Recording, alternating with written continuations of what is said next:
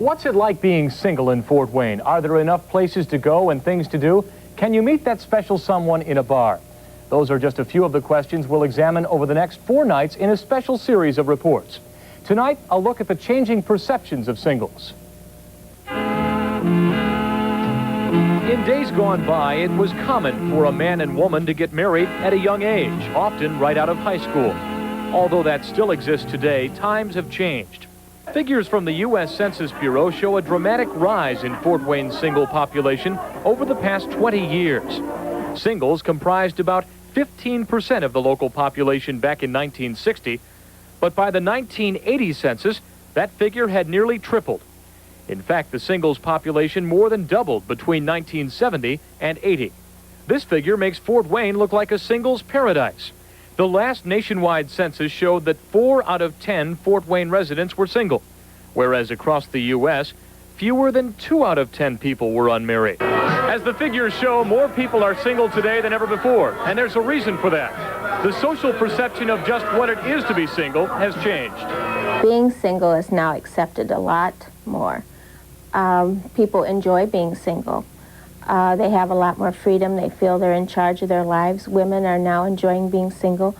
There are a lot more alternatives. The people that are our age, in terms of myself being 24, are coming up and seeing all these, 45, 50% divorce rates, and are really paranoid about that, in terms of, God, do I want to get in a long-term relationship with somebody? And they look at that and they say, well, not really, not yet. You get a chance to explore, you get a chance to meet a lot of people that you ordinarily would not meet if you were married because you have other responsibilities. Our generation is holding out a little bit longer, and I think it's good because there's a lot of good years ahead of you. Men are ready to settle down, and women are just being free now. Is that a change over the past couple of years? Oh, yes, definitely. I plan on being a bachelor as long as I possibly can. I don't know, I think life will be a lot easier that way. I'm kind of hesitant to find the right person because you never know what they're going to be thinking about. Well, if the marriage doesn't work out, that fine, we'll get a divorce, no big deal, I think marriage is a higher sanctity than that. 37-year-old Ed McCutcheon has been married and divorced. Ed says at this stage of his life, it's difficult to meet people and tell what they're looking for. 30 to 40-year-olds, women and men both, are very unsure about what they should be doing. We've been through a lot. We've been through this. I could take the war again because that was a lot of changes happened to people. A lot of the divorce was then accepted.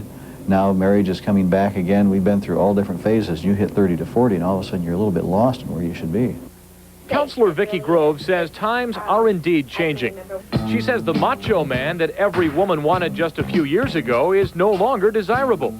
Today, she says, women are looking for a sensitive, sharing male with a sense of humor. Above all, Grove says women have an option now that was considered taboo in years past, and that is staying single. You're not an old maid anymore. You've just made a different choice for yourself. Is there enough for singles to do in Fort Wayne? We'll hear responses to that question in our next segment tomorrow.